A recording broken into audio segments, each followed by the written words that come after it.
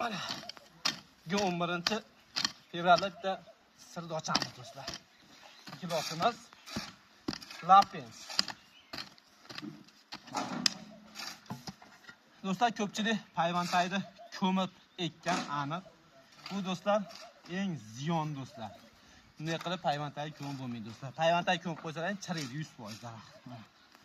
Payvantayni unaqa qilib yaqindan ko'rsatib olib kelib o'tgan yil ekilgandan keyin mana shu xuddi shu holatda bo'lgan. Payvantay tevada qolyapti.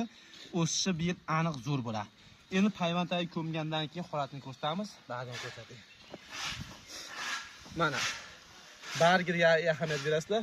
Bargi so'lib, bargi mayda-mayda, quvvat ekan. Mana payvantayni ko'mganmiz. Hozir ochib qo'ydim mana. Chirish paydo bo'ldi do'stlar. U 1 yildayoq bilinadi mana. Payvantay yaqindan ko'rsatinglar mana. Bu chiri bo'ldi do'stlar mana. Payvantayni ko'mib qo'ysalaring, payvantaydan ko'p bo'lsa bu daraxt bo'ladi. Daraxt ko'mganingizdan keyin nam ko'payib, betdan yelim chiqarishni boshlaydi. Ha, yelimlar уже ichidan chiqishni boshlagan. 1-2 yil, 3 yildan keyin daraxtlar quriyotgan bo'lsa, shu payvantayni ko'mib qo'ygan bo'lasizlar. Shundan o'sishi yaxshi bo'lmaydi. Kimni payvantay ko'milgan bo'lsa yoki bargi shunaqa mayda bo'lsa, payvantayni ochib chiqinglar. Videomiz yoqqan bo'lsa, like bosib qo'yamiz.